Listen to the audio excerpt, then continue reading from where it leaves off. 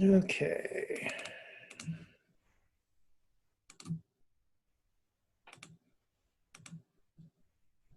Okay. Okay, well, I'll call the meeting to order. It's 6:31 p.m. Today is Tuesday, July 7th, 2020, and this is a regularly scheduled meeting of the Marquette Township Board, and we're going to stand and say the pledge, please. I pledge allegiance To the flag of the United States of of the America, United States of America, and and To to the the republic republic, right, to stand, one nation, one nation, under under God, under God, indivisible. indivisible, liberty, with justice for liberty, all. justice for all. Amen. That is pretty surreal, isn't it? Kind of different.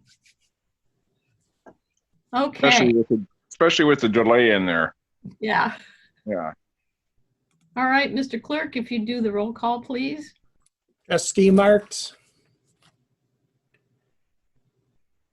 Oh, don't forget. He's on mute. All the trustees take themselves off of mute.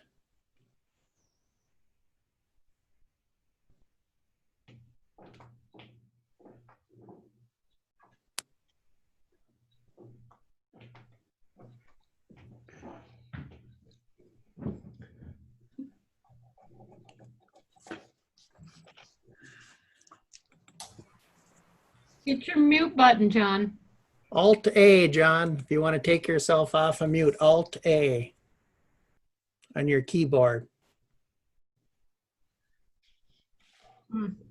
I think he's trying to find it on his screen, but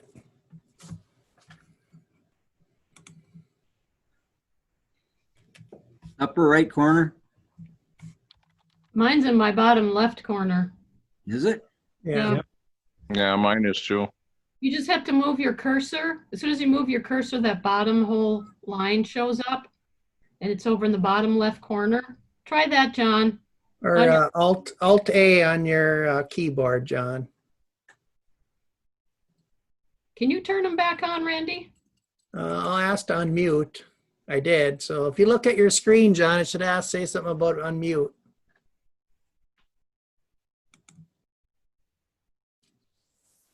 Hmm.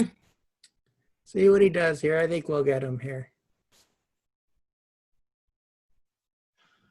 There you are. Trustee Marks. Still can't hear him. Not I hearing. thought he stayed present. Okay. I think he turned his volume down now. I see his microphone is off of mute, but okay. Trustee Everson. Here. Trustee LaRue. Here. Trustee Wiegand. Here. Treasurer Johnson. Here.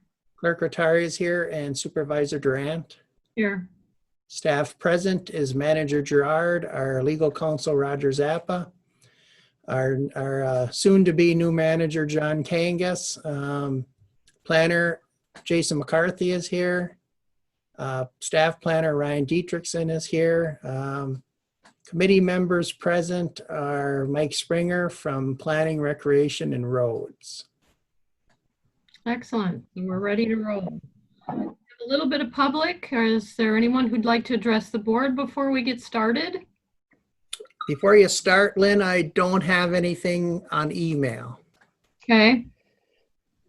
I would just like to, when you get to the agenda item regarding the the master plan, Yep. I would like to say a few words before staff does. Thank you.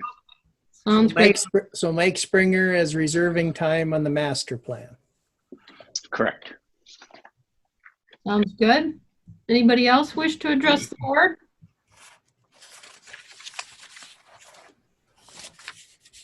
I want to make sure I give enough opportunity because of the little bit of a delay. All right, so let's move on. We'll need approval of the consent agenda, which tonight consists of the approval of special meeting minutes of June 12th, 2020, regular meeting minutes of June 16th, and special meeting minutes of June 18th. We have bills payable in the amount of $163,652.90. Committee and other reports are the road committee agenda for July 7th and the utility billing calendar for July. Correspondence now requiring board action is a qualifying statement from the state of Michigan and a channel change to line up with charter. So I just need a motion. Move to concur with the consent agenda. Or Support. Okay. Go ahead with the roll call, Clerk Rattari. trustee Marks, Yes. clerk Rattari is yes. Trustee Everson, Yes. trustee LaRue, Yes. trustee Wiegand, Yes. treasurer Johnson, Yes. and supervisor Durant. Yes. Motion carries 7-0. All right. Thank you. I just need another motion for the approval of the remainder of the agenda unless somebody has something to change. I'll move to accept the agenda as presented. Support. Okay, whatever. Okay, one more roll call. Clerk Rattari is yes. Trustee Everson, Yes. trustee LaRue, Yes. trustee Marks, Yes. trustee Wiegand, Yes. treasurer Johnson, Yes. and supervisor Durant. Yes. Motion carries 7-0. Thank you for that.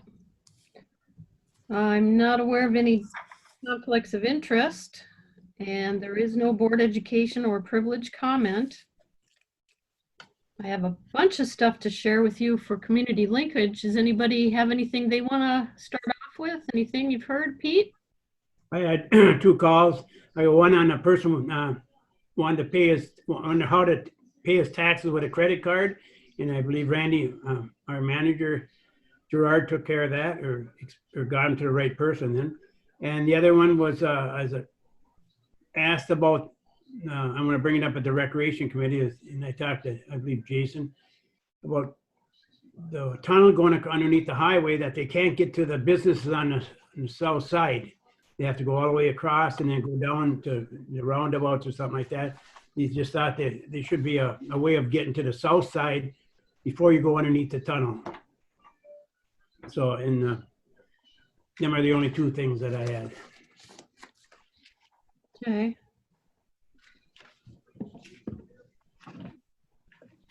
Did you talk to that person, or did you have him talk to Randy or somebody, or just tell what was the result of the conversation Which one? about the tunnel? I talked to, I believe I talked to Jason, just told him what I heard. And Jason said, no, there wasn't a plan to do that. I think in the beginning of it that we thought about it, but it's not. You have to go down across to the north side of the highway and then go down to the roundabout and then cut across. So he was thinking more directly right to the businesses was what he was at. You come up, you could either go to Menards or you can go to Walmart or down that, Starbucks or whatever. But he just thought it was funny that we didn't have some kind of a plan to go up. He said, I can't climb the banks anymore. I said, go across and walk. But I just thought I had to bring it up to him because I told him I would. Yeah, no, that's Plans in the future. I'm going to bring it up to Jason at a recreation committee, and we'll go from there. Go ahead, Randy. I was just going to say, Menards, you can directly access Menards right off of the Iron Heritage Trail on their west entrance. Come right off the Heritage Trail, the snowmobile trail, right up by their west entrance, their drive. All right. Walmart, you could do the same. Well, you would have to come off of the Heritage Trail through Schwemmwood to get to Starbucks and Walmart that way. I think they were thinking of having a nice clean path, like we Yeah. have right up to the tunnel and go up. If you took a path on the right-hand side and came back farther, started back farther to go that way, and then it can go either way. Yeah, there's not one right along the highway. No.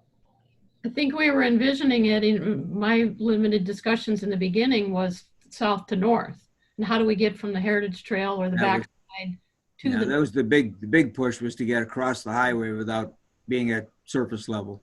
Right. Yeah. Nobody thought about it the other way. Okay. Dave, you had your hand up? Yep. Yeah, we certainly thought it was right. Yeah, go ahead, Jason. I think he's going to answer that question. Nice, I didn't see you. Well, we most definitely thought about it, but the grades at that location are too great to meet ADA compliance, or at least to be even close to compliance. Furthermore, you can continue down easterly to 492 and hook up with the shoulder of 492 and then hook up at Pathway at Lost Creek, and you can use a signalized intersection at Commerce and go anywhere you want on the south side of the highway. So there are connections there. They just have to be a little bit more creative with how they get to places. But is there a direct route off of the Iron Ore Heritage Trail connector to the tunnel on the south side? No. If you ever go down there, you'll see exactly why that's impossible. Well, if you start back far enough, by the back of the Walmart, you'd have to. Okay, there's private property on the east side, which is AT&T, and there is a wetland, a delineated wetland retention pond on the west side, in the northeast corner of the Menards property. And then there's a gas line easement that we're within 8 feet of. So it was a very tight situation there to get to that. And I believe in what we did in Ashland is you had to do a number of resting areas. So you could come up a more than a 1 on 12 grade, which is what ADA compliance is, but you have to have a place to rest. And that's simply, without an elevator in that area, that would be impossible to accomplish. Well, there's a good reason why they didn't, so. Yeah. Okay, thanks for that, Jace. Dave? There was an access drive, Jason, that came down the south side off the Menards driveway to get down there. Has that been taken out since they did the construction, or did they leave that in? You mean the easement that we currently enjoy that goes from the Iron Ore Heritage Trail to the west side of Menards? And no, it come off of the, there was an access apron put in there where they come off of the Menards driveway and went parallel to US 41 down towards the trail. Did they remove that when they got done with the construction? That was in front of Walmart. Walmart, yeah. And that has been removed. Okay, all right. My other question, Lynn, was I know I had sent you a text about the special use permit for the group meeting in the mall, the 500. Yep. Is this, you want to bring this up, or you want to save that for the comments at the end? You can talk about it now if you want, sure. I was wondering if that was approved, if they actually got a permit for that.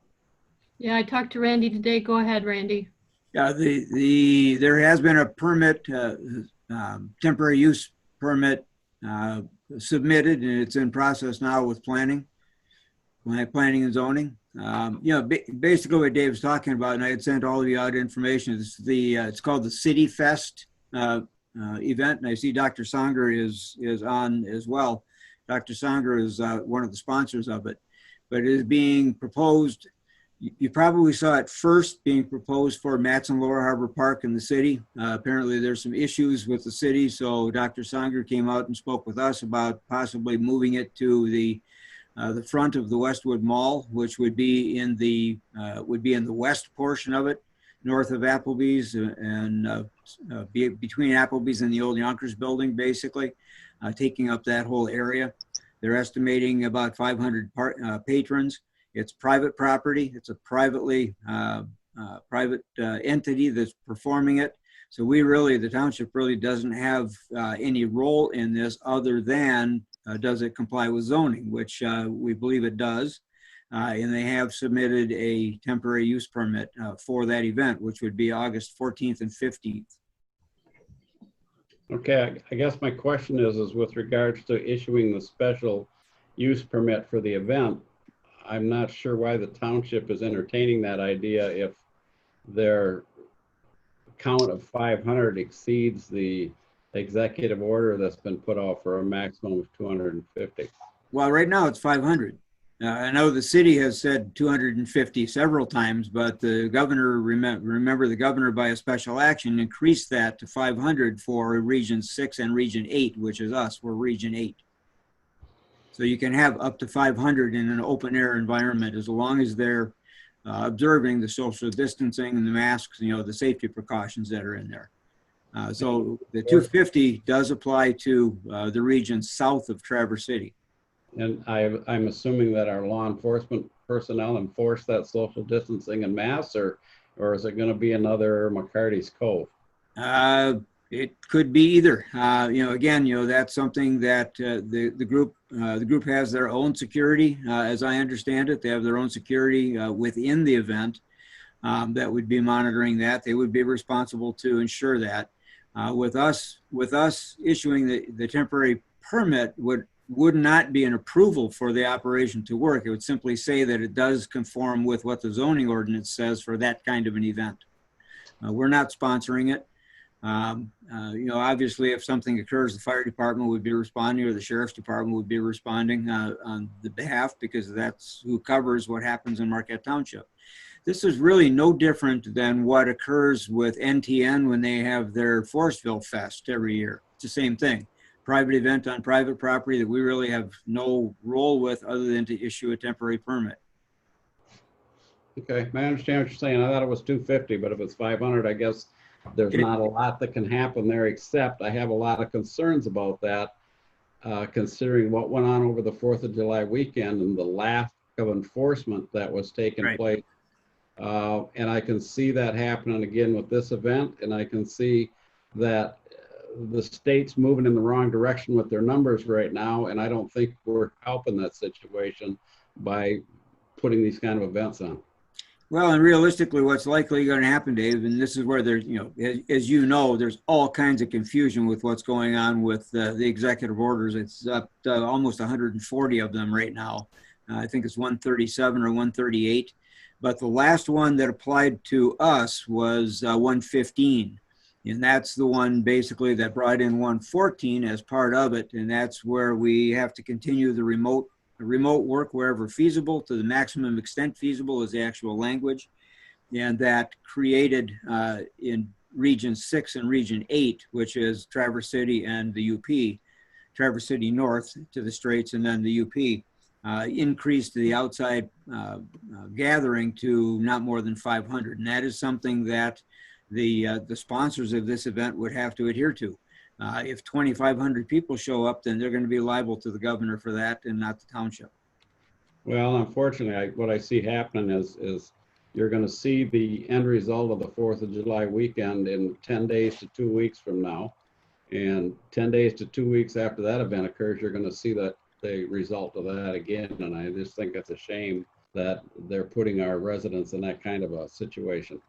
Well, in all honesty, Dave, what I expect to happen is I expect just exactly what you said to happen in about anywhere between 10 to 14 days, possibly, which would cause the governor then to go back to a more strict environment, which would make this not possible. Okay. So, I mean, it's up to, both directions are out of our control at this point. If the governor changes the executive order to something smaller than 500, I don't think it makes it feasible for them to do it. My understanding is they need to have 500 to make this work. And I think that is the issue with the city is, even though the governor says you can go 500, they allowed the local governments and the local municipalities to be more strict. The city, I think, is taking a hard line at 250. Okay, thanks. But that is on city property. That's the difference. It's occurring on city property within city jurisdiction. Jason, did you want to add to that? Excuse me, second, John. Yes, we received the permit. I have not approved it yet. I kind of wanted to see what the, I guess the people that are putting this on are thinking. Our job is to protect the health, welfare, and safety of our residents, right? And I mean, it's a very loose permit. There's a provision in the ordinance that allows temporary use permit for an event of public interest. And that's really what they're applying for. And the main concern I wanted to make sure that, these people are aware of is the fire department, because from a zoning standpoint, it's not really a big deal, right? But I mean, from a general health, welfare, and safety standpoint, and granted, these are uncharted territory at times that we're in, and I get that. But I'm just wondering what the township board's temperature is on it. I mean, we canceled our community events, and we probably get less than 500 people that roll through there. And it wasn't really a monetary situation. It was just we're looking out for our residents. And I don't know, I was happened to be over in northern Wisconsin last weekend, and they had a 2-day hockey camp, and they have 13 cases that came out of that hockey camp for 2 days. So, just throwing it out there. Not that I don't support what they're doing or anything like that. I think it's a great event given any other circumstance than what's going on right now. Hang Can I on, make a comment a bit John? later? Yeah, I'll come back to you, Matt. Sure. Hang on one second. John had his hand up.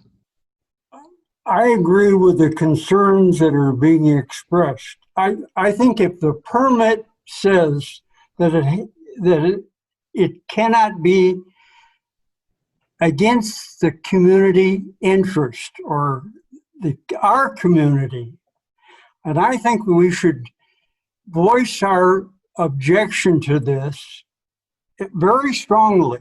And I think that the city should be aware that if we are faced with added expenses because of the transfer of this to our township, that we will bill them for that expense. And I think that we need to get a little bit stronger about protecting the interest of our community residents, not just leave it to the okay of granting a permit that's requested. We need to get more specific about what will be the outcome if expenses are incurred. Okay, Dave, go ahead. Yeah, and I guess that's the point I was trying to make, and Jason brought it up, is that it's a special use permit, and it's supposed to be granted if the event is going to benefit the public. And I don't see where this is going to benefit the public. I think it's just the opposite of that. And I think that I don't think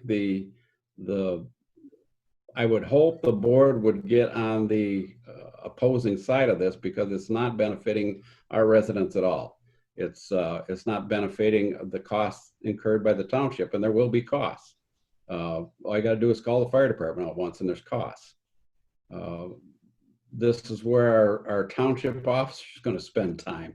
I mean, there's costs for the township, and I think we are jeopardizing the health of our residents. So I don't see where you can say that it's in the benefiting the residents of this township. And I think we ought to seriously consider not approving it. Okay, Pete? I know Dr. Sanger don't take this lightly either. I mean, he's a doctor and he understands law more so than we do. But I just worry about it. In the last week now, there's a hockey team that went out of town and came back. Some had it. Some went to a ball game out of town and come back. I got a person not too far away from me. He went out of town and came back. They have it. So it's around us, and I just, by not having enough knowledge about it, scares me a little bit. But I just wish Dr. Sanger would, I know it's the last minute thing, but reconsider this and would welcome back at a different time, because we canceled the car show. That's canceled the community days and stuff like that. And not because we want to, but we're afraid of treating some of our residents, and we got an older population here, and we worry about it. And that's Okay, Ernie? I have a number of concerns in that. One is, if you're talking upwards of 500 people, you don't have parking there. They're going to park all over the place. They're going to make a big mess in that. There's no way you can control for 500 people. You're not going to be able to count them or anything else in that. What about our businesses? How's it going to affect them? You got Kohl's open, you'll have Applebee's open. How's it going to affect them? Now you got 500 people there. We don't know what's going to happen. We have one officer. What's going to happen there? Our fire department. What's going to happen there? It sounds great, but not for the area that they're talking about. They want to go find some open field out in the middle of nowhere to do it, and that where they don't bother anybody. And that's not the place to have 500 people there. But you're going to have 200-300 cars or more coming in and out, and you're not going to have just 500 people there. Because the minute that music starts, you're going to draw from all over, and it's going to be a mess there. That's my feeling. Okay, Dan or Randy, we've pretty much had the whole board. Do you want to chime in? Well, I just feel pretty much the same way. We gotta look out for our citizens. I don't want to beat a dead horse here, but this pretty much sounds like if we didn't do our community days, I don't think that we should honor this also. So unless something else changes, that's how I feel too. Okay. Randy, do you want to chime in? No comment. Okay. Dave, you had your hand back up? Yeah, I don't know if we can even do that. I would defer to Attorney Zappa if a motion to not approve that is in order. Is appropriate? Okay. Yeah. All right, I don't see any more hands. Roger, would you mind answering that? Well, you've basically got to follow your zoning ordinance and go through the procedures for any other temporary use permit in the zoning ordinance. Well, and I think the part that we could not approve it on is based on in the public interest. That's part of the special use permit you're talking about, right, Jason? Well, just to clarify, it's not a special use permit. It's a temporary use. Okay. But yes, it has to be an event of public interest, and that's where I struggled as somebody who's responsible for, maintaining health, welfare, and safety. I wouldn't have any problem with it at any other time. But if it's the consensus of the board tonight, and it was my gut reaction, was to not approve it. And write in there that, during these times, don't feel it's an appropriate use of property or resources. And that if it can be rescheduled at a time when many of these restrictions are not in place, that would be more than acceptable. Now, there's two ways that this can go. They can appeal my decision to the Zoning Board of Appeals. But there are no use variances in the state of Michigan. So it pretty much ends, and Roger can clarify if I'm wrong, but I'm pretty sure that use variances are illegal in Michigan. So would like some direction from the board, but I mean, I get the consensus here. Roger, can you answer that first before we keep going, or do you know? I had no idea this was going to be on the agenda, so I haven't looked at that section of the zoning ordinance for any reason. However, I would note there is a distinction between public interest or being within the health, safety, and welfare of the public. Those are two distinctly separate concepts, and they shouldn't be merged, because I think there's no question that it's a matter of public interest. Because if it wasn't, you wouldn't be worrying about having 500 people come up and attend this. It is a matter of public interest. There's a wholly separate issue, however, in evaluating the permit in terms of whether it's in the best interest, the public health, safety, and welfare interest of the community. So they are two separately distinct questions. Okay, go ahead, And Pete. Jason is correct that there aren't, we generally do not have the authority to issue use variances, nor does the ZBA, nor does a court. Dave, you had your hand up first, then we'll come back to Pete. Yeah, I guess I'm just trying to figure out if we could do a motion that that in the interest of the welfare of the residents of the township, that the use permit be denied. I'm not sure that the board has that authority at this Zoning stage administrator. under the zoning ordinance itself. Well, I think the zoning administrator has enough information to be able to respond to the permit application. Okay. Okay. Pete, you wanted to comment? I would like to listen to Dr. Yep, I was saving him. What he has to say. Yep, I just want to give the board a chance to vet their thoughts. Go ahead, Dr. Songer, if you'd like to comment. Yes, thank you for the opportunity to comment. My internet isn't super good, so let me know if you have a problem hearing me. I'll try to speak slow and clear. First, the reason the city didn't turn us down, it was a question of numbers. I did send a safety plan to Randy. I am a physician and I've been taking care of people for 40 years, including infections, and I can do this safely. I've consulted with infectious disease experts, and they say that society has to learn to adjust, adapt, and move forward, because it's not going to go away. It's going to be with us, just like the flu is with us.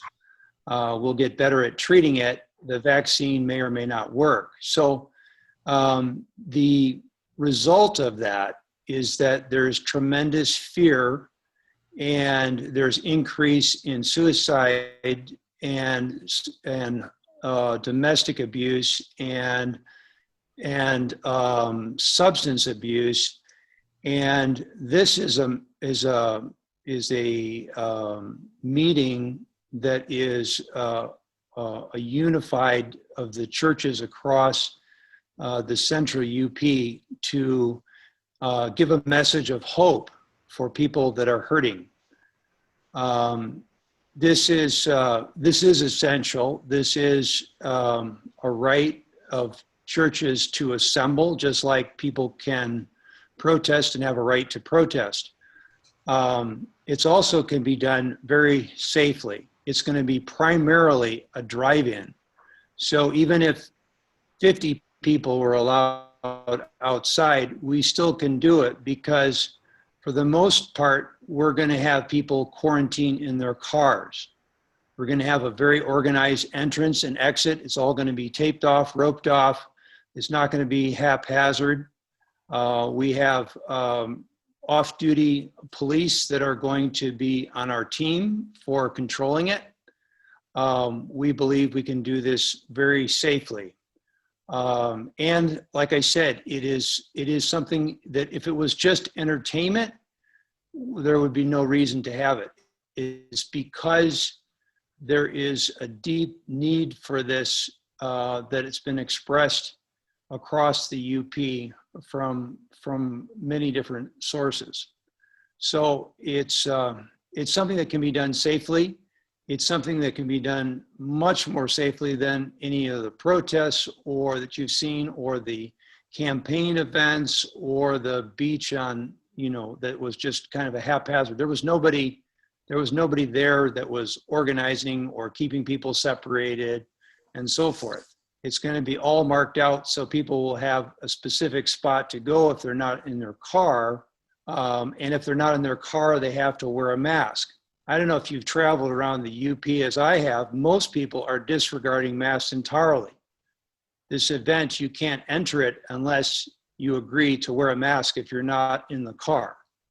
If you're not social distance, you have to wear a mask, which is a safe way to proceed in any situation. Now, it's an outdoor event, which actually tremendously increases the safety. If it was inside, it would create a much greater element.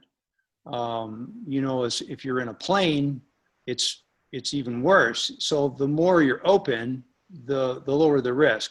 We believe the risk is we can do this without causing any infections, none, zero. We don't believe that this will cause anything, because we can do it safely.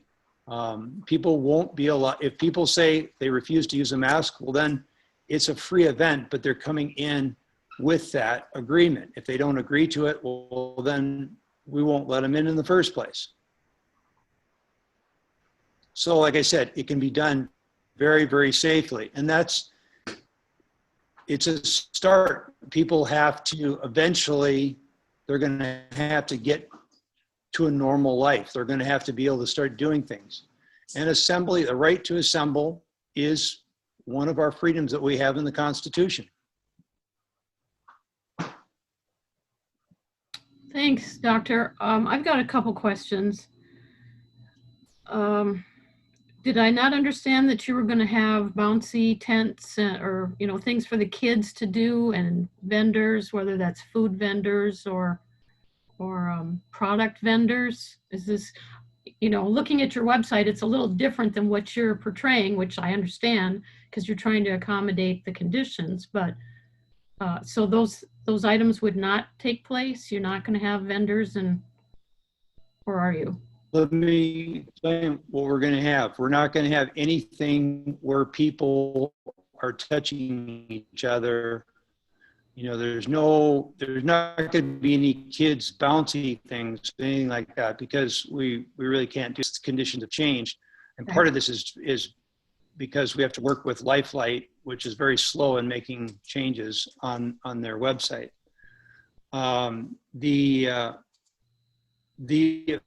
There will be food available. People can go to Taco Bell. People can go to Applebee's. There may be food trucks, but that will be no different than what's available around the town right now. Okay. In fact, it'll be more strict, because how many times you see people walk up to a food truck that are wearing a mask? We're going to require, if anybody goes to the bathroom, anybody comes within 6 feet of somebody, they have to wear a mask. That's our rule. And like I said, it is going to be enforced, and people won't come in if, you know, they won't come in if they don't agree to it. I don't think that type of people coming are going to try to challenge that. It's not that kind of event. Okay, so the kids won't be put at any risk. Okay. How are you taking donations? This is free to get into too, and I'm wondering how you're going to control the people from a free perspective, and even, you know, me walking down the road and coming in, and I can see how you want to structure it for the safety side, but I mean, are they going to sign something, or do you automatically just pick them out of the crowd and kick them out, or how does that work? Well, when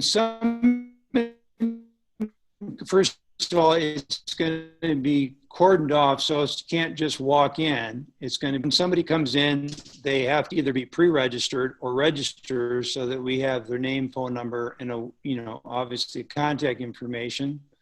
And at that point in time, we check a temperature and we question them, obviously, if they've been exposed to anything and they can't come in. If they have a normal temperature and they agree to the restrictions that we have, then they're allowed to come in. So it's free, but it's free with conditions. So yes, we do. It is sponsored by a combination of churches and individuals that have put money to hold this event. Okay. How does the off-duty police work? I mean, are these local police people? Can they do this on their off time? And I don't know how that works, if that's possible. Are these retired people maybe? I'm trying to think jurisdiction. No, they're not going to be wearing a police uniform. They obviously have, the immediate contact of police if they're needed, but they're volunteers. They're volunteering their time. Just like checking in and screening are going to be nurses, the people that are crowd control are going to be trained professionals that can handle crowds, and they're trained to do that. But they wouldn't be arresting anybody or anything. Our police, our local police somehow, or state police or whatever, would have to take care of that. Right. if something was required. I really doubt that that's going to be an issue. You know, when you go into Menards, they ask you to wear a mask, and it's almost 100% people wearing a mask in Menards. You go into Lowe's, they don't ask you, and there's a lot of non-compliance. People are pretty compliant if you ask them. And the key, you know, they've changed what they, you know, the knowledge of this virus has changed over time. Initially, they thought, you know, just touch would cause it. They find out that the mask is really the critical event. You have to wear a mask. That is your protection. And the mask doesn't protect me. It protects you in case I have it and I don't know it. So unless you wear a special type of mask, most people don't wear those kind of masks, but it eliminates any kind of basically spray from your breath. And so that's why you can fly on a plane and not get infected, because you're wearing a mask. Planes require a mask or you can't fly in their plane. Now you have to pay for a ticket, but even so, you're paying and you have to follow the rules. If you don't follow the rules, you can't fly in the plane. Well, it's the same way.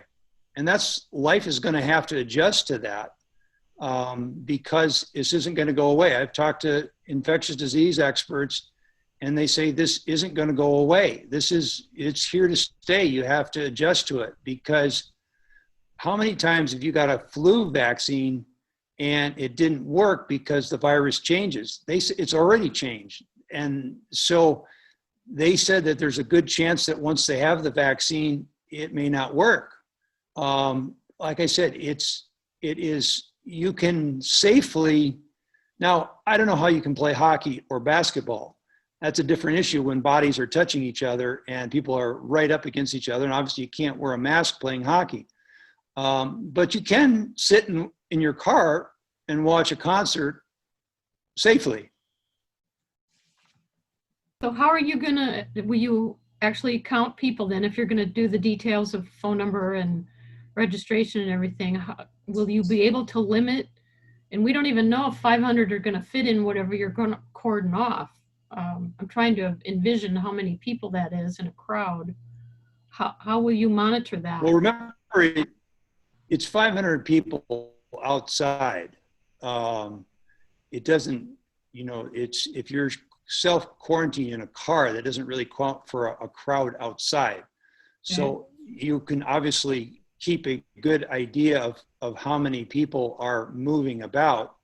And you're right, when somebody comes in, we're going to have a count of how many people. If somebody leaves, well, then somebody else can come in.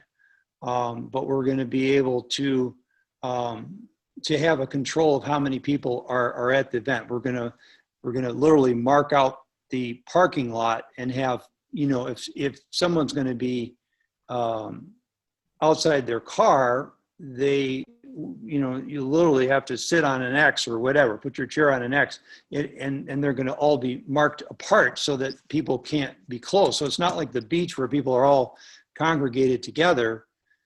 They're going to be, if they're out, so there literally can be, and we've talked to legal experts on this. In fact, that's what the city said too. The city was fine with us having, you know, boats in the harbor and cars in the parking lot. They were concerned about how many people were going to be in the field, you know, in the open space together. And they didn't have any problem, but the parking lot wasn't that big. So we think it's safer to have people mostly stay in their car. Well, that brings up how many cars can we have at the mall then? I'm sure there's Well, it will be marked out. It's you know, where it's in the same place where the car show goes, the old car show. There's plenty of space. It's more than 2 football fields, like close to 3 football field size. And so there's plenty of space for the cars. We've mapped it out. It's more than enough. So we won't let any more in after, you know, if we fill up, that's going to be it. So we won't bring any more in. I don't know the exact number on a car, but it's not going to be very many people come alone in a car. So it's going to be family groups that are going to stay together in their car. I did talk to the supervisor in Sands Township just to say maybe the fairgrounds would be more appropriate, but I don't know if she contacted you or you her, but it just kind of seemed like there was more space out there. We've got a few more questions. Jason, you had your hand up. Well, I've got a number of them. I guess I'm assuming that this site was chosen because of the size of the parking lot? Is that Yes, correct? and so we can have a very effective way to social distance. And like you said, it's a private property in a private event. It's not open to the public. Yes, the public can come, but they get a ticket like anyone else. So it's not a free for all like the beach. So it's a private event. It's not a public event. Is that what you're saying? Public interest? It is a private event. Yes, it's a private event with invitations. And if somebody, they come, we want most people to pre-register. And so we'll know, we should have a pretty good idea of numbers. There will be some that will register on site. We'll be able to allow on-site registration as long as they don't go over a certain number. If it goes over what we think we can put in that area, then we'll cut off the registration. Second question. So the event is going to happen entirely outside and will not happen anywhere inside the mall? There will be access to the mall. If they go in the mall, have you been in the mall lately and watched, people going in and out of the mall? Most people don't wear masks. They're going to have to require, if they go in to use the bathroom, to use a mask. Okay, what do you do in inclement weather? Yes, they will have access. Well, inclement weather would call it off. I mean, if you had bad weather, you couldn't hold it. I mean, there's going to be people, how bad is inclement weather? I mean, tornado? No. If it's just rain, you can probably have it. You wouldn't be able to do some things like zero gravity jumps, motorcycles. They can't do it if the surface is wet. That was the other thing. It wasn't a good forum for Madison Park wasn't a good forum for zero gravity. These guys that jump motorcycles. I didn't know that was a part of this. It sounds like it's all on the, if you go to, like a what? We're losing you, Matt. Yeah, I'll it check sounds out like a what? I'll check out the website. It sounds more like a circus or kind of a carnival thing. And I guess, is North Iron Church a part of this? Not currently. I'm just wondering if their site was looked at up in Ishpeming. They have a large parking lot there at the Armory. That's not big enough, I don't think. Well, the front of the mall isn't as large as you think it is either. I guess and not to vet this out here on a Zoom meeting, but these are the concerns, and I'm glad that the board members are somewhat in lockstep with that. The concerns that I have, how far away are people going to be coming to travel to this event? It sounds like it's kind of a big event. And my last question is, would this event have occurred if the COVID situation wasn't going on, or is this kind of a fundraiser? The event would have probably come, it obviously has a lot different emphasis. There's going to be a lot of speakers. So it's not a carnival. It's more like, it does have, there's an illusionist. There is these guys that BMX guys. So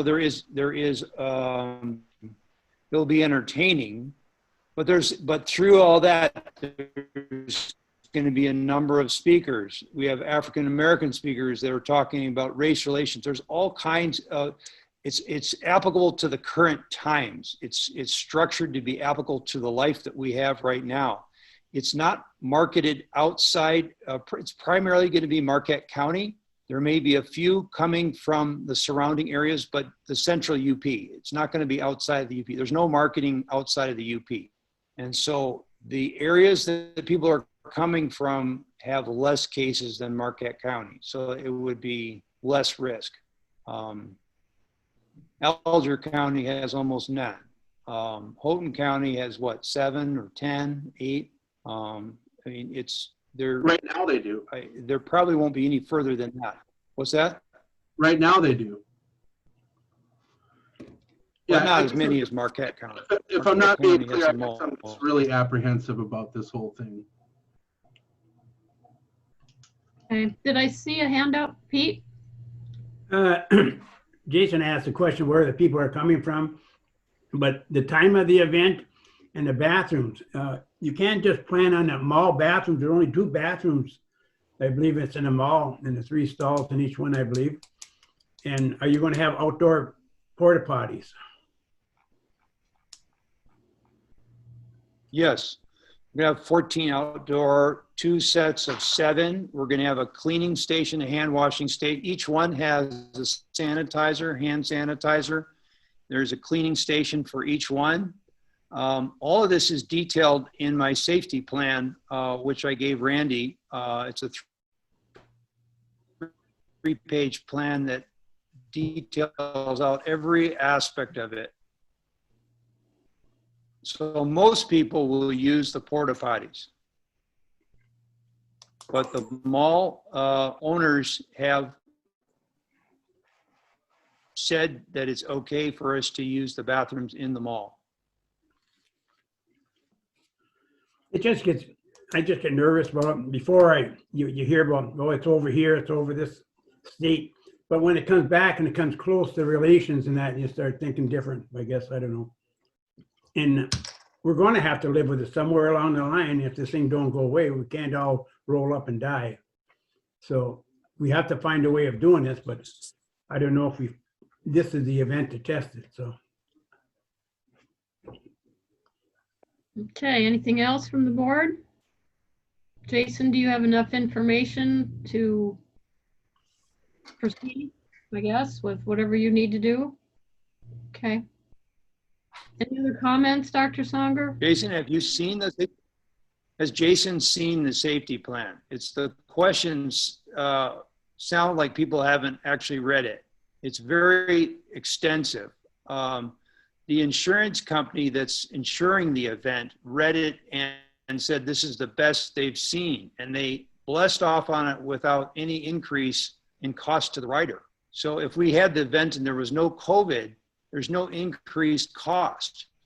They didn't view this as any increased risk, and that's the insurance company. There is Lifelight and other entities have adopted it because they believe that this is very, very robust. So if you haven't read the plan, you need to read the plan. I did send it to Randy, and I think he said he sent it out.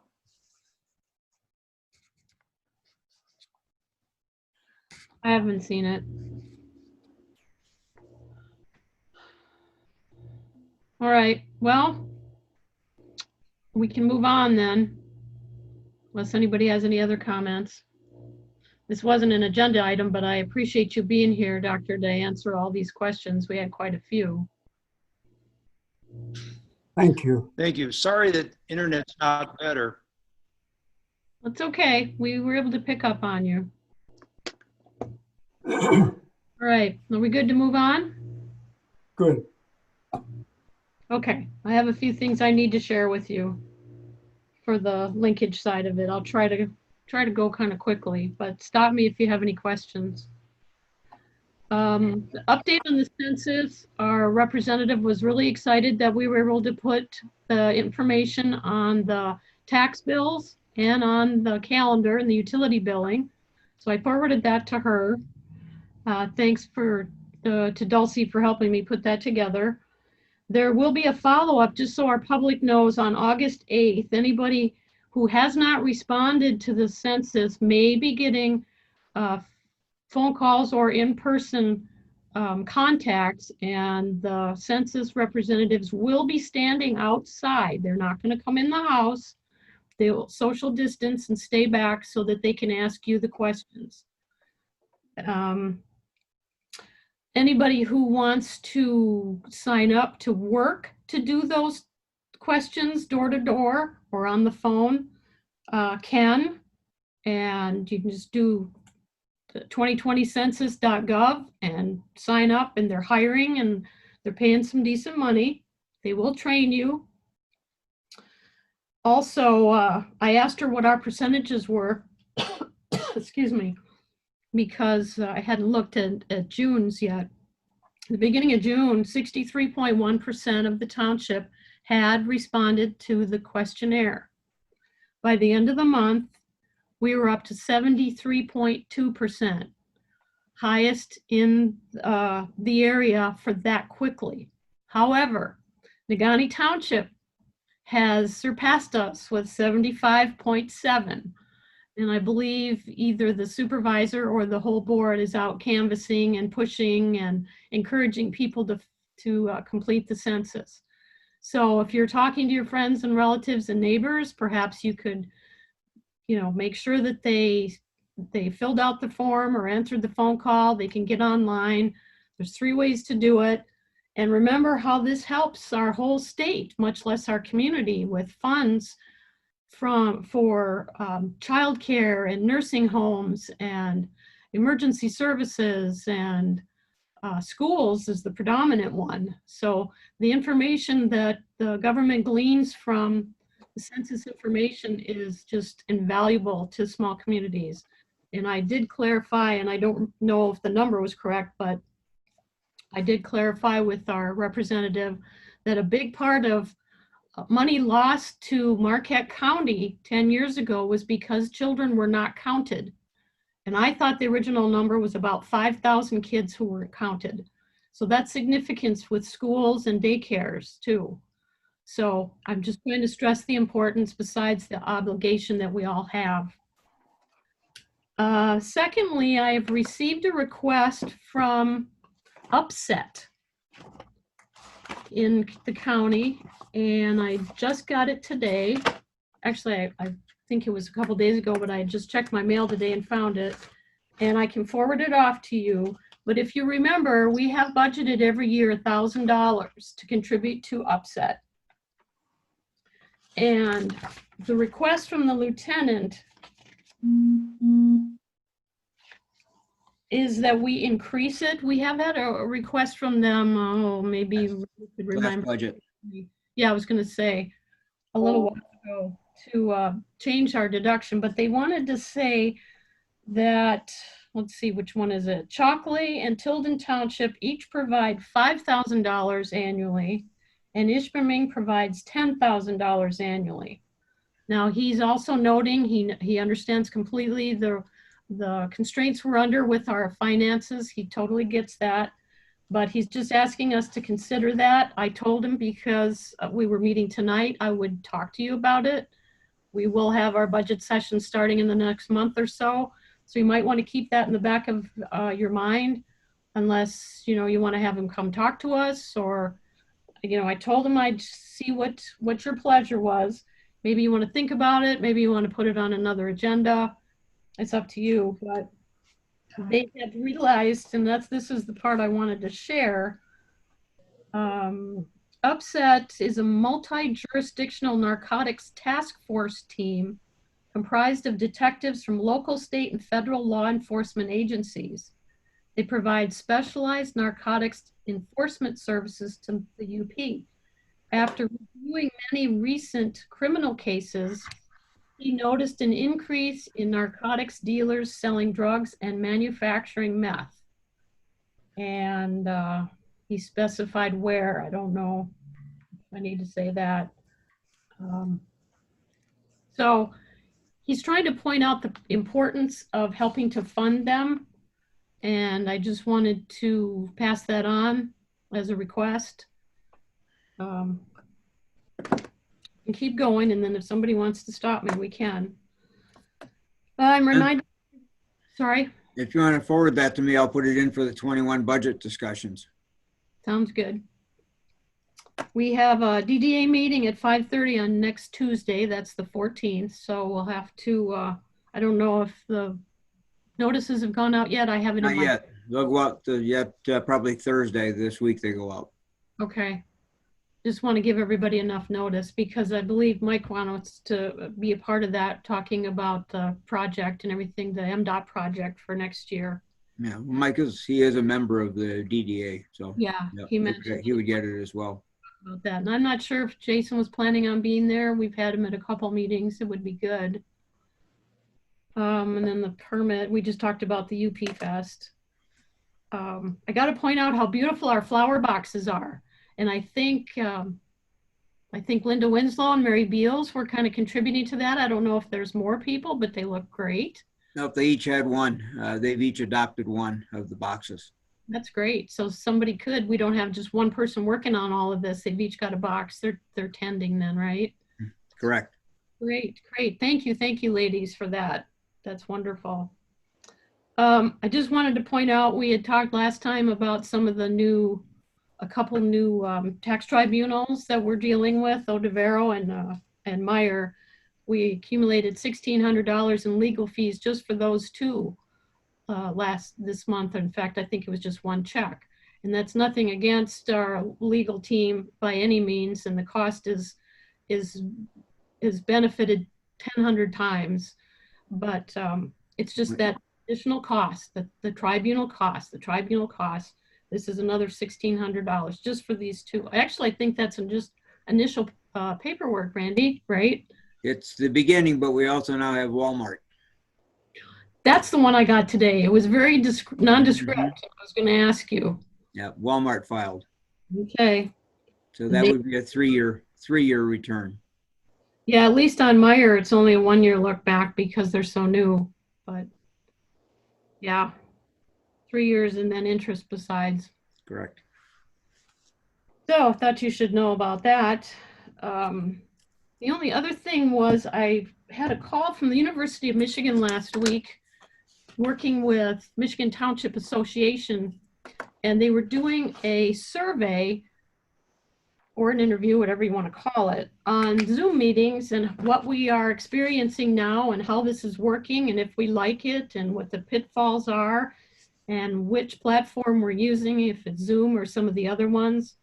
So I answered all their questions as far as I knew, and I asked him if he would come back when he gets finished. He said it wouldn't be for this meeting, it might be for the next one or the first meeting in August. He and his partner were going to, they have to do a presentation, and I said, I'd like to have you present it to the board. So they were good with that. They're trying to combine as much information as they can from all the jurisdictions, all the municipalities, and see the effects, the long-term effects, whether MTA should lobby for this at the legislature, that this is viable, that we should continue it indefinitely, that it's just something that we use occasionally. So it was a very in-depth interview.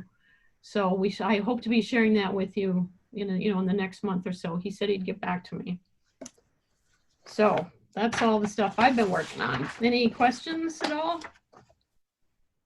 I went through it kind of quickly. All right, then we can do committee updates. Dave, have you got something from planning? Yeah, I've got planning, the road and rec committee. The planning commission had a public hearing that approved the master plan, and it's been forwarded to the board. I think it's on tonight's agenda. Planning commission is looking for a resolution of concurrence. And then they had another public hearing for a special use permit for an alternative energy, a solar system on the property located at 2002 Werner Street. That was approved. The commission bylaws are still being worked on. They'll be taking probably a final look at them at tomorrow night's meeting. And then the road committee, which just finished prior to this meeting, As reported last meeting, Farner has completed the crack sealing operations. They have started with the infrared. They have the areas marked out. And according to Ryan's update tonight, they are going to start on Monday, the 13th, and they should be done by the 17th with their infrared patching. The Recreation Committee is, they finalized their committee bylaws and moved them to the Planning Commission for their consideration. And then I don't know if everybody's aware, the Ironwood Heritage Trail connector to Pete's Pass has been asphalted. And the Schwemmwood Park Trail kiosk maps have been installed and completed. Awesome. And that is it, unless somebody has questions. You or, I don't know, Jason or Ryan talk about is it SB? I forgot the number, 413 or something like that. Or I forget what the number is. It's a different kind of asphalt coating. Oh, yeah. And dries fast.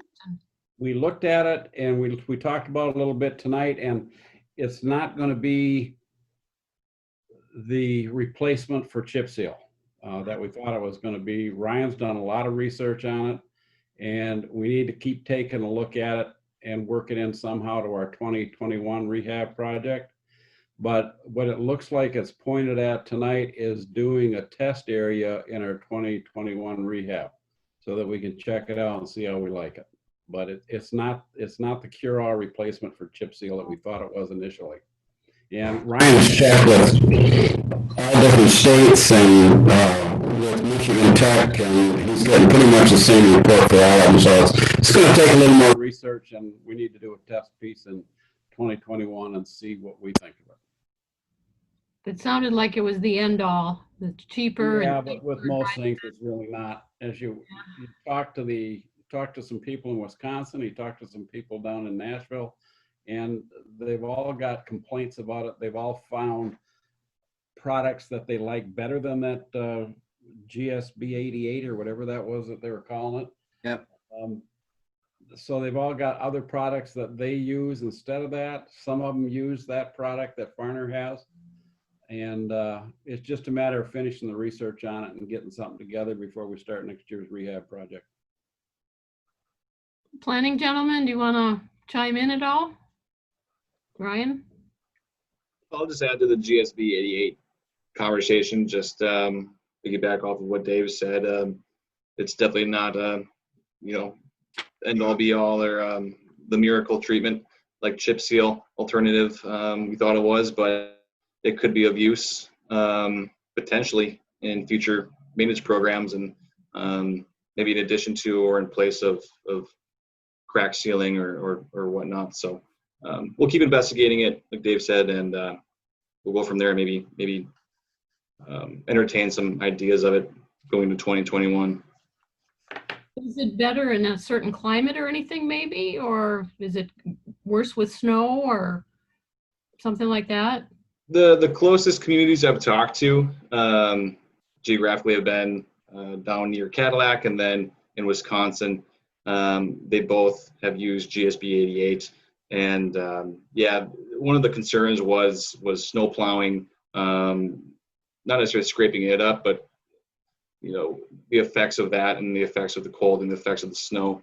And I see a lot more of its use in southern climates or more temperate climates, most definitely. Okay.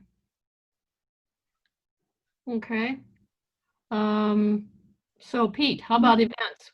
We pretty much put everything down. What we're going to plan is that we'd like to plan a love fest. We're at Pete. It's so discouraging because all the things that we planned, the only thing we got coming is Christmas on November 4th is the Christmas tree lighting in Santa, and we're not too sure about that.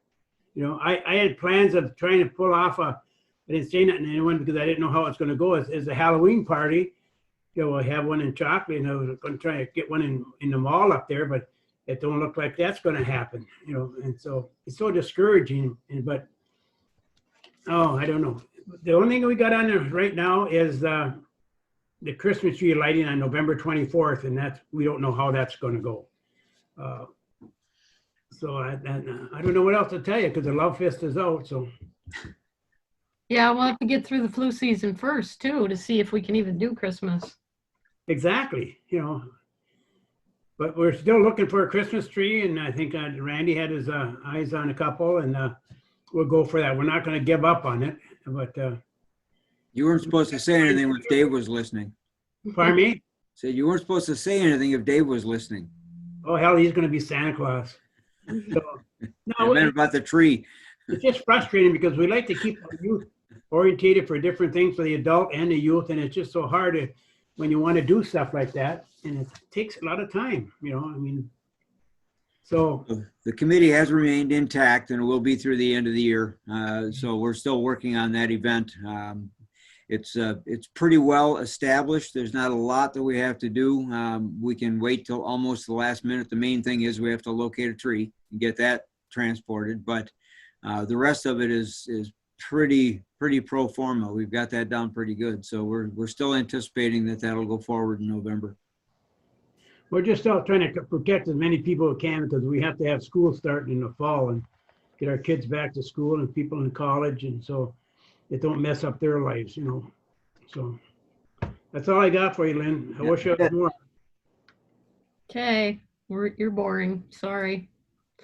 All right, our draft committee reports tonight conclude the road committee minutes of June 2nd. And we had a MERS pension plan report also. It was pretty comprehensive. 75%, I think we are, which is pretty awesome. Yeah, and that's a report that we have to file every year. It's basically to show funded level and that we're in good shape for future costs. Well, that's partly because you've waived your option to get any retirement, right? When you leave, you're just going to leave it there and taking bank it all with me before I go. Okie dokie. Oh, Carrie, 9A, consider opening of Lions Field for team sports from July through September. This comes from a contact that we had from Marquette Little League. As you know, routinely, Lions Field is the home field for the Marquette junior women's softball team and also for the Marquette Little League for their normal season, which is usually May through the first part of July. Obviously, that did not happen because of some of the, most of the governor's executive orders. We did receive a phone call about 2 weeks ago from them asking if it would be possible to move their season a little later, start in the middle of July and run into September with their games. And that's why we put it on the agenda. We did ask them to give us a written proposal that basically would identify, as Dr. Sanger said, how they were going to handle the COVID-19 requirements and the executive order requirements, how they were going to schedule their games, and to give us all that information, which we have not received. As you all have probably heard or read in the Mining Journal, most of the, I shouldn't say most, but some of those involved with Little League found themselves at a hockey camp in Wisconsin that has now generated 12 active cases. So at this point, I would suggest that the board simply take a position for Lions Field and our other facilities, the township community room and things such as that. You've already established that you will wait for 30 days past the date that we're cleared to come back to work. I would suggest that you maintain that position and not open the field or the community room until such time as the governor removes the executive order restrictions, and then we add 30 days. Okay, so we don't really have this to consider because they have not gotten back to us. They have not submitted the documentation that we requested, and as I understand it, the person who would be doing that is now quarantined for the next 14 days. Hey. Dave, do you still want to comment? Yeah, I would concur with the manager's recommendation that we wouldn't consider opening those facilities up until 30 days after we can get our people back in the office. I think that's a good mark to shoot for. Randy, would you want that in a motion? It sounded like that's what he did. You probably should, because we'll have to be responding to people who call. Yeah. Support. I'll support that too. I think it's a good idea, and we got to do it for everybody. It's the only way. Okay, Clerk Randy, you had your hand up, or? The only exception to that rule will be the community room will be open election. for the election on August 4th. Yeah, we have to 7 do that a.m. for to 8 statute. p.m. Well, there'll be, there will be precautions there. We're working on them now. And for both precincts, the amount of absentee ballots I have, I think the traffic will be lighter coming in. So I don't think it'll be such a big deal, but that will be the exception to that rule. So do we still have the second precinct in? Yes. Okay. I had read where we were supposed to combine them. That was an option, but I don't want to confuse people, because once you start doing that, you confuse people and they show up at the wrong place at 5 minutes to 8 and it's too late. Yeah.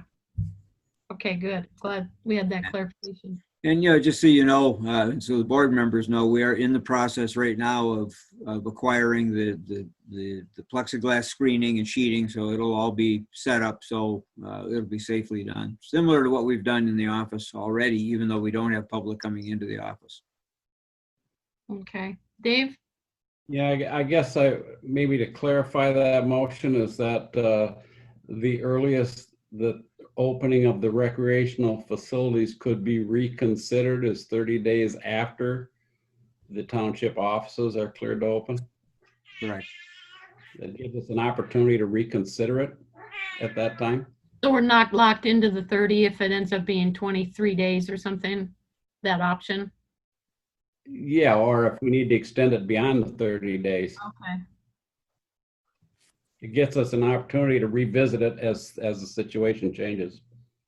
Okay. So what did you want again, Dave? State that again. Jeez, I don't know if I can remember it now.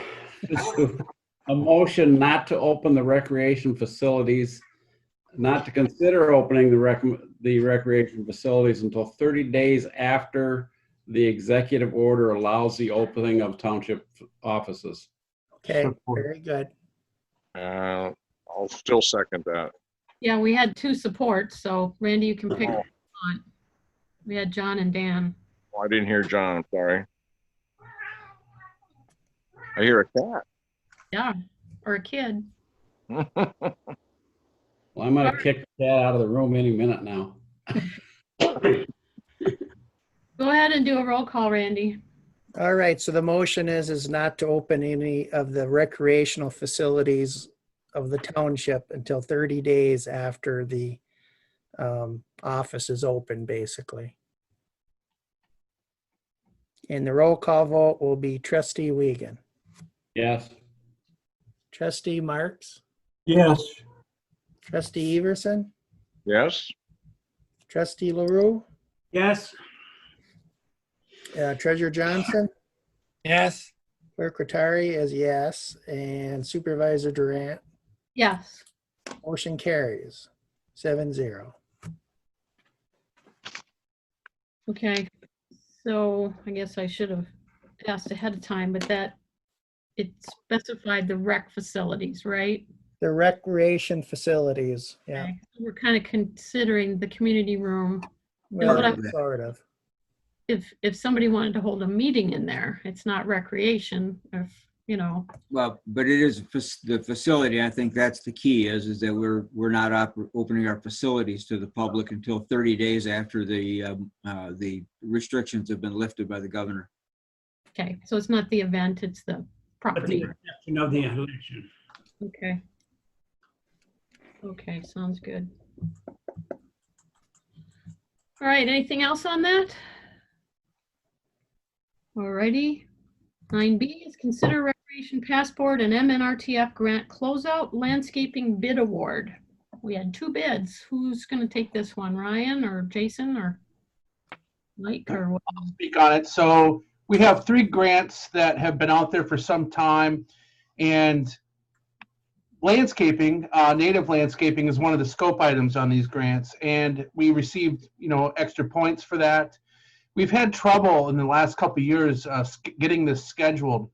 The previous year, I think we filed or we submitted the the bid package, and we didn't receive any qualified bids.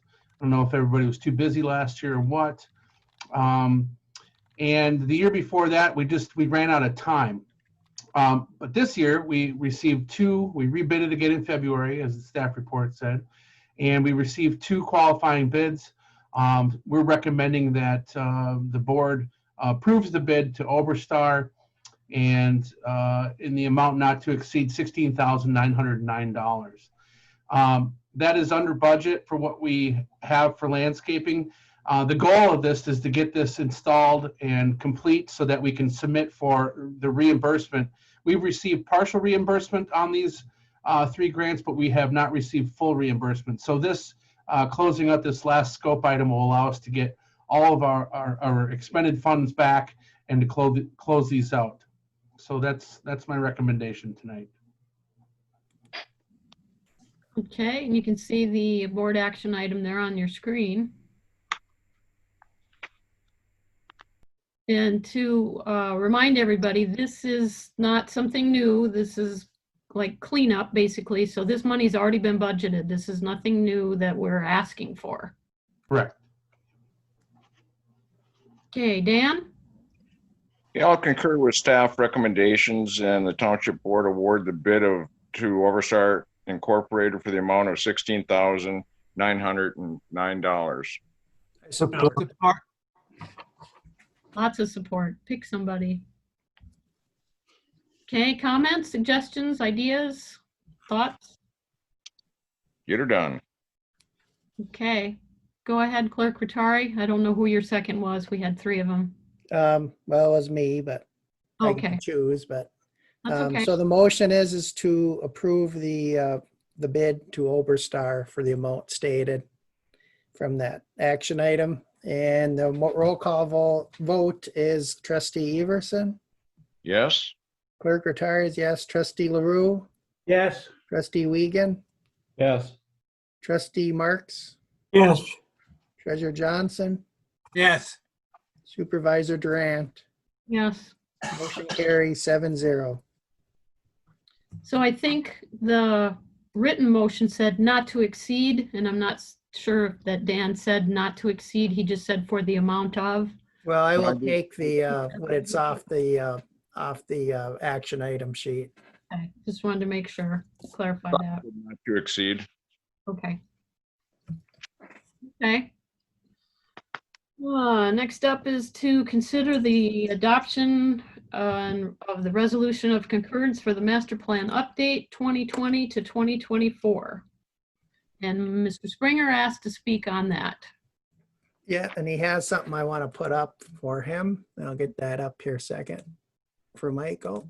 There it is. Page 1. Actually, Randy, I sent you one just before that or after that. Could you put that one up, please? Okay, I will do that. You'll find that. But anyways, thank you, Lynn and the board. And as a chair of the Planning Commission, this is our Bible, and this is important for me to speak on behalf of this. This is not just an update. This is basically a revamp of what we did over 5 years ago. So I think, hopefully you'll have a hard copy of this that you'll keep. I feel honored that I've been in a position where I've been able to plan for a township. We listened to the citizen survey. We listened to a lot of things on the Planning Commission, and hopefully we've incorporated the bulk of those into this document. Next slide, please, Randy. This is the only thing I got on the email, Michael. So I can, do you have it on your iPad? No, you had it up just before this one. Okay, I'll put that back up then. Thank you. Thank you.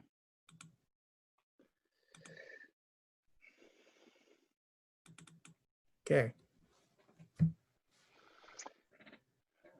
Thank you. So this is what I want to draw your attention to. If you don't look at anything else in this plan, it's really important to look at these 10 pages in chapter 7. These are the goals and objectives. these are things that are based on the citizen survey and lots of time and work on with the Planning Commission.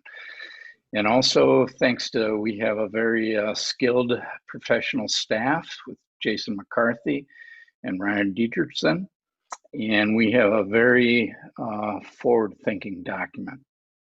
So certainly I encourage your consensus tonight with this, but I also hope that you will read these 10 pages because we need to work together to accomplish these objectives. Thank you. Thanks, Mike. Outstanding. If the board hasn't had a chance to read the document, Mike's right. The staff did an outstanding job, and the commission too. They did. A great document. Not in, the way it's put together, the way it's structured, the writing. It's easy to follow.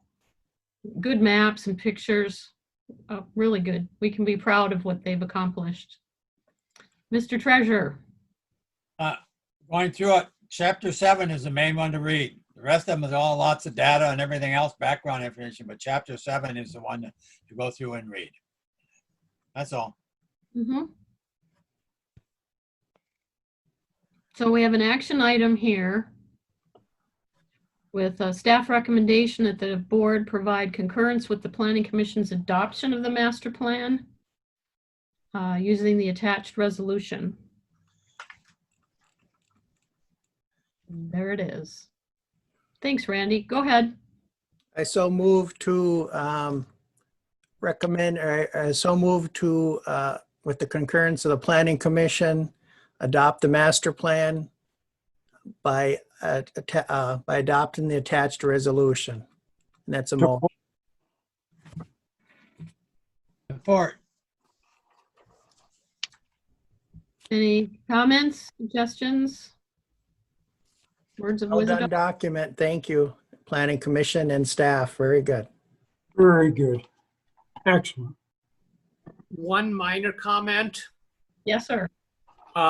It indicates in the whereas paragraphs, it's just standard verbiage that it was a meeting conducted at the Township Hall. We probably ought to just modify that to reflect that it was conducted by Zoom conference, and there's some standard language in some of the executive orders and things interpreting it that we can just have a minor revision of that one sentence. So I will amend my motion to state that verbiage change, and Jason can send me a copy of that. Support. Actually, Ernie supported it. Are you? I support that. Okay. Okay, anything else? Go ahead, Clerk Rattari. So the motion is to adopt the resolution of concurrence for the master plan update 2020 to 2024.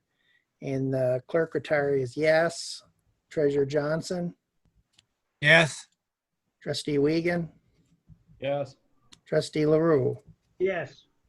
Trustee Everson, Yes. Trustee Marks, Yes. and Supervisor Durant. Yes. Motion carries 7-0.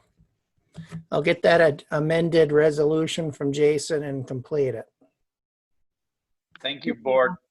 Mm-hmm. We're good for another 5 years. Well, this year and 4 more. Okay. Wow, we've come to the end here. Any public, Dave, go ahead. Yeah, I think the interesting thing you're going to find when this gets all uploaded and it's in the computers, there's a lot of links in there that take you where you want to go. It's really moved the document up to kind of state of the art for what's available out there. Mm-hmm. Yep. Okay, any public comment? We still have a couple folks. We've got somebody chiming in right now. We'll give it a second, just in case. Lynn, I do not, let me check here. I do not have any emails for public comment. Okay.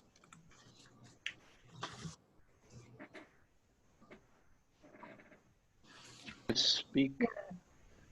Can I make public comment? Sure, go ahead. Thank you. tomorrow night, the Planning Commission meeting is at 7 p.m. And a couple of things. One, we're looking at, we have a public hearing for our recreation plan, which is actually part of the master plan. We're also looking at our commission, planning commission bylaws.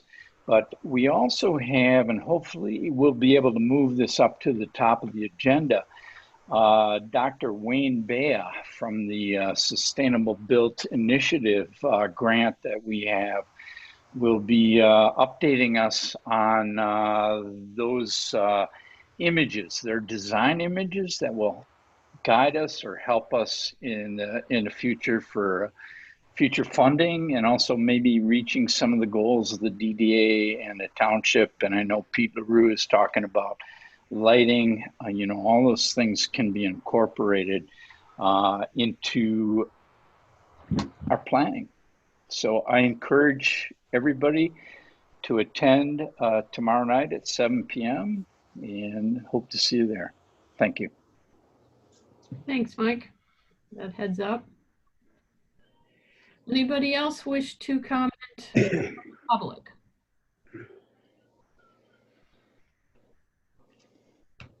Okay, I'm not seeing any. Any announcements anybody wants to share? Randy? Okay, so from the clerk's office, we are getting our absentee ballots out.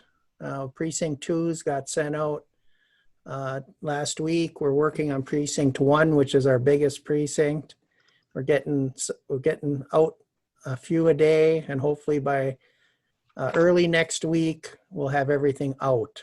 And this has been a major challenge with getting everything with limited staff. So we're doing the best we can with what we have. So I have 300 absentees in precinct 2, which is the smaller precinct. And I think upwards of over 600 to 700 in precinct 1, which is our precinct of 2,000. So we got huge numbers this year for absentee, and we'll do the best we can getting them out. And again, we should have them out by latest of Friday of next week. We'll have everything out that we have in.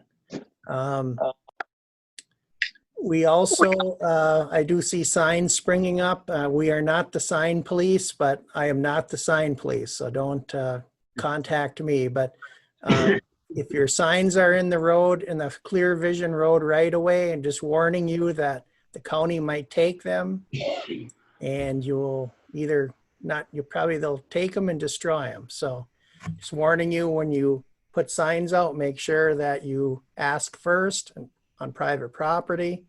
It's if we got any questions, contact the county where you can put them. The Saturday, August 1st, I believe is Saturday or 2nd. I can't remember. I don't have my calendar, but we will be open 8 to 4 that day for receipt of absentee ballots or giving them out.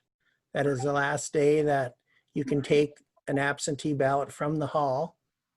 You can get them on Monday, but they have to stay here. They can't leave the hall on Monday. But as I stated before, I'm going to mute Bill here.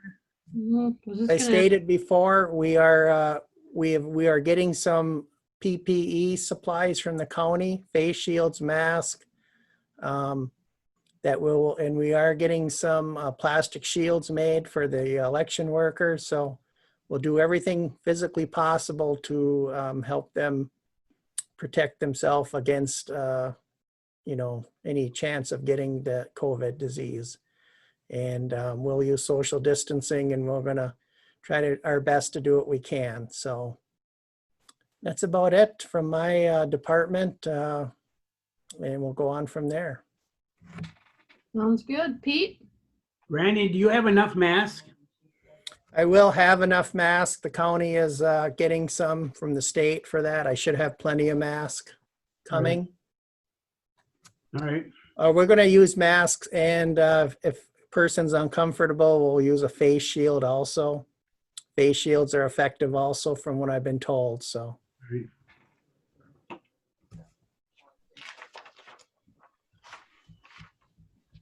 All right, any other, Dave? Yeah, Randy, do those absentee ballots have to be mailed back or can they be dropped off like in the deposit box or something? Either or, it can be mailed back or dropped in the deposit box, just so they get back to us by election day at 8 o'clock. Even election day, if you can't get here by election day, just make sure they get into our box by 8 o'clock that night. Any other announcements, Dan? I just had a question for Randy too. Would there be any other days that people could pick the absentee ballots up that would then maybe free up some staff from having to work so hard to, send them out? Really, no. I mean, when we get them in, we process them and get them out. That's all we can do. But we got hit with such a big, well, what the state did is they sent all the applications out and we got hit with a big number. I mean, we're probably double what we usually get, at least. And unfortunately, it's Lois's busier time of the year with, the audit and financials, and she doesn't have quite amount of time to devote to it as she usually does. So I've been helping, and Andra's been helping, and so we've been making it up, but it's been a challenge with limited staff. So, but we'll get them all out by next week. So I'm happy about that. It'll give everyone at least 3 weeks to get them back in. Thank you. It's a slow process. I was watching you stuff them today. Yeah, you got to realize Nice. You got to realize when we process them, we have to take the applications and take the labels off. We have labels, take the labels off, put them on the envelopes, and we have to fold the ballots, put them in there. It's like a conveyor belt, but it takes time. I processed about 70 yesterday. It took about 3 hours. It's all manual. It's all manual. So just imagine 700 of them. Takes 3 hours to do 70. Just imagine what 700 looks like. A lot of other places employ temporary staff to do this. And we, of course, don't have that luxury. So. Jason? I just wanted to relay and give a big thank you to Lowe's. I was in Lowe's the other day and had a brief conversation with their manager, Mark Bizek, and he handed me a box of 500 N95 masks for Marquette Township, so I'll be delivering those to the Township Hall tomorrow. Perfect. Awesome. Thanks, Lowe's. And another announcement is the board probably doesn't know this, but in the CARES Act, they allocated money for us to get things. And I ordered a bunch of supplies up to about $2,900 worth. They allowed $3,000 for the township for PPE stations, dividers. So I don't know when that's going to come in, but that's at no cost to the township. It was allocated in the act, and June 30th we had to order it by. And so hopefully that'll be getting here by the middle of July, and they couldn't guarantee it, but if not, we'll be ready anyway, but it should be here for November. Excellent. Dollars at work somehow. Well, it's $3,000. If we're not going to use it, someone else will. So I took advantage of it, and we might as well use it. Yeah, we'll be submitting for reimbursement the expenses that we've had through general fund, public works, and fire department as well. The deadline's, I believe, the 17th of July to submit. Any other announcements?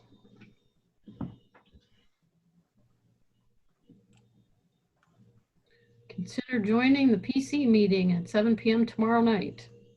Planning Commission. Manager's report. It was lengthy, Randy. Well, it was lengthy because we're doing the rundown of all of the various executive orders that impact us. Now, I just checked while we were talking. She is now up to number 143 as of July 1st. So I don't know what's come since then, but that's what's currently published. Very briefly, basically, we are still under the directives of her executive order number 115. And 115 by reference included 114, which maintains our responsibility to, quote, promote remote work to the fullest extent possible. So we're still under that order. We still have all of our staff working remotely, although they are coming in occasionally for things that have to be done here in the office. But otherwise, it's me in the office. Lois has been here a lot, as Randy mentioned, because in addition to the audit, we've got the massive numbers of absentee ballots that the state sent out that almost everybody is utilizing and sending those in. So the process is we receive the application, that has to be processed. Then the ballots have to be put together and mailed back out as well. So as Randy mentioned, it's a very labor intensive process, and Andrew has been helping with that. And if we get closer to the time, we'll also have Brenda come in and help with that as well. We'll get those things out plenty in time. One other item, we've already talked about the Christmas tree lighting coming up in November and the other things are in my manager's report, but we did experience again vandalism here at the Township Hall. The north lawn and the north end of the building was damaged by an individual driving a vehicle on it. We have it on tape. The Sheriff's Department is in the process of locating that vehicle. And they will be charged when they do. As I mentioned, we've got it on 3 of our cameras picked it up. So we have them doing the act and going past the office. So it was a midnight activity for about 15, 20 minutes, tearing up the lawn, which we have replaced. It's been repaired. So there's some expense to be recovered. But the Sheriff's Department, as I said, is investigating it. They have the tapes and they are pursuing the vehicle. Pretty sad. Any questions for the manager?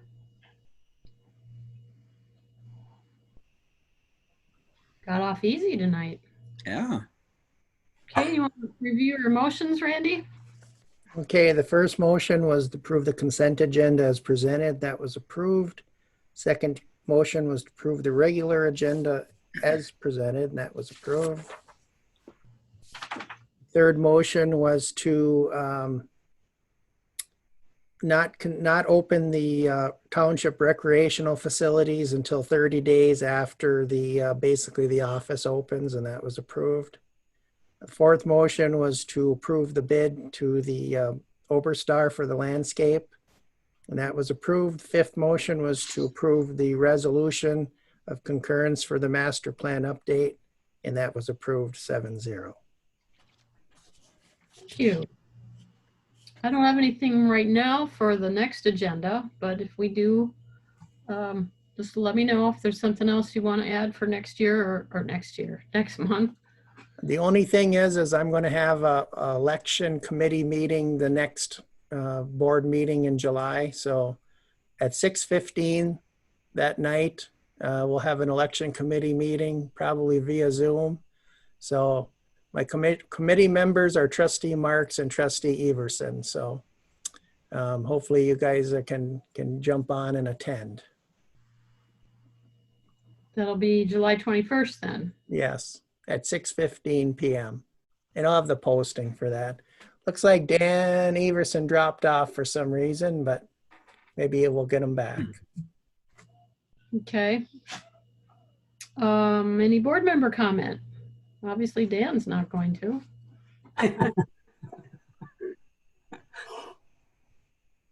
What did I do? Oh, push the wrong button. Okay. Then we need a motion to go into closed session. We will make a motion to go into closed session pursuant to MCL 15.268 subsection C for strategy and negotiation session connected with the negotiation of a collective bargaining agreement if either negotiation party requests a closed hearing. Support. Are you waving or did you want to talk? Because it's kind of late. You're waving? Okay, good. Muted, but I think he's saying goodbye. Exactly. Thank you, Randy. Yeah, thanks. Okay, so the roll call will be minus Trustee Everson because I don't see him here, but Clerk Rattari is yes. Trustee Marks, Yes. Trustee LaRue, Yes. Trustee Wiegand, Yes. Treasurer Johnson, Yes. Supervisor Durant. Yes. The moment that motion carries 6-0 with one absent. So everyone on the meeting that is not associated with the board, please leave, and I will, if not, I will remove you shortly. I don't have my phone. I was going to text him and ask him to come back. Okay. If he comes in, because I can see who can come in, I will add him at the, oh, here he comes back. So, but that's okay. So I'm going to start removing people that don't belong here. Nope, there he is.